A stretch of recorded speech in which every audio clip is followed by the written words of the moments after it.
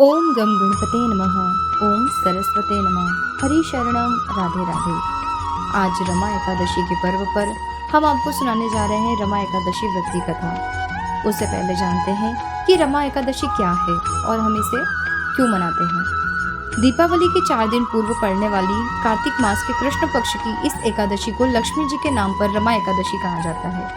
इस दिन भगवान विष्णु के पूर्णावतार कृष्ण जी के केशव रूप की पूजा आराधना की जाती है। इस एकादशी का व्रत करने से जीवन में वैभव और अंत में मोक्ष की प्राप्ति होती है। धर्मराज युधिष्ठिर ने कहा कि हे केशव, कार्तिक कृष्ण एकादशी का क्या नाम है, इसके व्रत की क्या विधि है और इसके करने के क्या फल प्राप्त होते हैं, सो आप सविस्तार पूर्वक मुझसे सुनाइए। भगवान श्री कृष्ण बोले कि हे राजन, कार्तिक के कृष्ण पक्ष की इस एकादशी का नाम रमा एकादशी है। यह बड़े बड़े पापों का नाश करने वाली और असीम वैभव देने वाली है। शास्त्रों में वर्णित इसका महात्म्य मैं तुमसे कहता हूँ, सचेत होकर सुनो। प्राचीन काल में मुचकंद नाम एक राजा था। उसकी इंद्र के साथ गहन मित्रता थी और साथ ही यम, कुबेर, वरुण तथा विभीषण के साथ भी उसकी मित्रता थी। वह राजा बड़ा धर्मात्मा तथा विष्णु भक्त था और न्यायपूर्वक राज्य करता था। राजा मुचकुंद के एक कन्या थी जिसका नाम चंद्रभागा था। उस कन्या का विवाह चंद्रसेन के पुत्र शोभन के साथ हुआ था। एक समय शोभन अपने श्वशुर मुचकंद के घर आया। उन्हीं दिनों जल्द ही पूर्णदायिनी रमा एकादशी आने वाली थी। व्रत का दिन समीप आया तो चंद्रभागा को अत्यंत सोच उत्पन्न हुआ कि मेरे पति बहुत दुर्बल हैं और मेरे पिता की व्रत के बारे में आज्ञा अति कठोर है। दशमी को राजा ने ढोल बजवाकर सारे राज्य में यह घोषणा करवा दी कि रमा एकादशी को सभी लोग व्रत करेंगे। घोषणा को सुनते ही शोभन को अत्यंत चिंता हुई और अपनी पत्नी से बोला, अब मुझे क्या करना चाहिए? मैं किस प्रकार भूख सहन नहीं कर पाऊंगा? ऐसा उपाय बतलाओ कि जिससे मेरे प्राण बच सकें, अन्यथा मेरे प्राण अवश्य चले जाएंगे। चंद्रभागा कहने लगी कि हे स्वामी, मेरे पिता के राज में एकादशी को कोई भी भोजन नहीं करता। हाथी, घोड़ा, ऊंट, बिल्ली, गो आदि भी तृण और जल आदि ग्रहण नहीं कर सकते।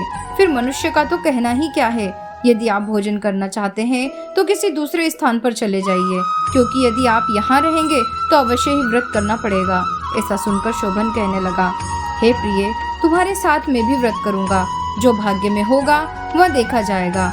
ऐसा विचार कर उसने व्रत किया और वह भूख व प्यास से अत्यंत पीड़ित होने लगा। जब सूर्य नारायण अस्त हो गए तब रात्रि जागरण का समय आया। यह जागरण वैष्णवों को तो अत्यंत हर्ष देने वाला था, परंतु शोभन को अत्यंत दुखदायी लगा। प्रातः काल होते होते शोभन के प्राण निकल गए। तब राजा ने चंदन की चिता में उसका दाह संस्कार कराया, परंतु चंद्रभागा ने अपने पिता की आज्ञा से अपने शरीर को दग्ध नहीं किया और शोभन की अंत्येष्टि क्रिया करने के पश्चात अपने पिता के घर में ही रहने लगी। रमा एकादशी के व्रत के प्रभाव से शोभन मंद्रांचल पर्वत पर धन धान्य से परिपूर्ण तथा शत्रुओं से रहित एक सुंदर देवपुर को प्राप्त हुआ। वह अत्यंत सुंदर रत्न और वैदूर्य मणि जड़ित स्वर्ण के खंभों पर निर्मित अनेक प्रकार की स्फटिक मणि से सुशोभित भवन में सिंहासन पर आरूढ़ हुआ। श्वेत चट और चवर मस्तक पर किरीट, कानों में कुंडल, कंठ में हार, बाहु में कपूर और विभूषित गंधर्व और अप्सराओं से घिरा हुआ ऐसे शोभित होता था मानो अपनी सभा में देवराज इंद्र विराजमान हो। एक समय मुचकंद के नगर में रहने वाला सोम शर्मा नामक ब्राह्मण तीर्थ यात्रा करता हुआ घूमता घूमता उधर जा निकला। ब्राह्मण शोभन को पहचान कर कि यह तो राजा का जमाई शोभन है, उसके निकट गया। शोभन भी उसको पहचानकर अपने आसन से उठकर उसके पास आया और प्रणामादि करके कुशल क्षेम पूछने लगा।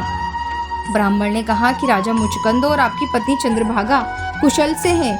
नगर में भी सब कुशल है, परंतु हे राजन, हमको अत्यंत आश्चर्य हो रहा है कि अपना वृतांत कहिए कि ऐसा सुंदर नगर जो न कभी देखा न सुना आपको किस प्रकार प्राप्त हुआ।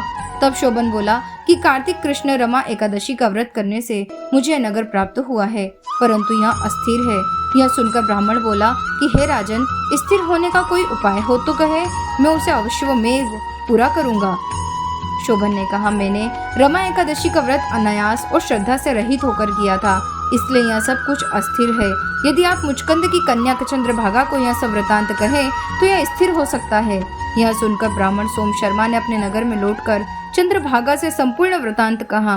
ब्राह्मण के वचन सुनकर चंद्रभागा बड़ी प्रसन्नता पूर्वक ब्राह्मण से बोली, हे ब्राह्मण, यह सब बातें आपने प्रत्यक्ष देखी है या स्वप्न ही कर रहे हैं? ब्राह्मण कहने लगा, हे पुत्री, मैंने महावन में तुम्हारे पति को प्रत्यक्ष देखा है, साथ ही किसी से विजय ना हो ऐसा देवताओं के नगर के समान उनका नगर भी देखा है। उन्होंने भी यह कहा है कि यह स्थिर नहीं है, जिस प्रकार यह स्थिर रह सके वह उपाय आपको करना चाहिए। चंद्रभागा कहने लगी कि हे विप्र, तुम मुझको वहां पर ले चलो। पतिदेव के दर्शन की मेरी तीव्र लालसा है। मैं अपने किए पुण्यों से उस नगर को स्थिर बना दूंगी। आप ऐसा उपाय कीजिए जिससे उनका और मेरा मिलन हो सके। आपकी अति कृपा होगी और आपको पुण्य भी मिलेगा। सोम शर्मा चंद्रभागा को साथ लेकर मंदरांचल पर्वत के समीप वामदेव ऋषि के आश्रम में गया। वामदेव ऋषि ने उनकी बात सुनकर वेद मंत्रों से उज्जवल तिलक द्वारा चंद्रभागा का अभिषेक किया। तब ऋषि मंत्र के प्रभाव और एकादशी के व्रत से चंद्रभागा का शरीर दिव्य हो गया और वह अत्यंत प्रसन्नता के साथ अपने पति के निकट गई। अपनी प्रिय पत्नी को आते देखकर शोभन अत्यंत प्रसन्न हुआ और उसको बुलाकर अपनी बाईं तरफ बिठाया। तब चंद्रभागा ने कहा कि हे प्राणनाथ, आप मेरे सभी पुण्यों को ग्रहण कीजिए, जिससे आपका यह नगर और राज्य स्थिर हो जाए। जब मैं 8 वर्ष की थी तब से ही सभी एकादशियों के व्रत को पूर्ण श्रद्धापूर्वक विधि विधान के साथ करती आ रही हूँ। इस पुण्य के प्रताप से आपका यह नगर स्थिर हो जाएगा तथा समस्त कार्य पूर्ण होकर प्रलय के अंत तक रहेगा। इस प्रकार चंद्रभागा दिव्य रूप धारण कर तथा दिव्य आभूषणों से और वस्त्रों से सुसज्जित होकर अपने पति के साथ रहने लगी। हे राजन, यह मैंने रमा एकादशी का महात्म्य कहा है। जो मनुष्य इस व्रत को करते हैं उनके सभी समस्त पाप नष्ट हो जाते हैं।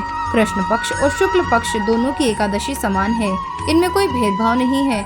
जो सभी मासों की दोनों एकादशियों के व्रत रखते हैं, इनके महात्म्य को पढ़ते अथवा सुनते हैं, वे समस्त पापों से छूटकर विष्णु लोक को प्राप्त होते हैं, इसमें संदेह नहीं है। तो ये थी रमा एकादशी व्रत की कथा। राधे राधे।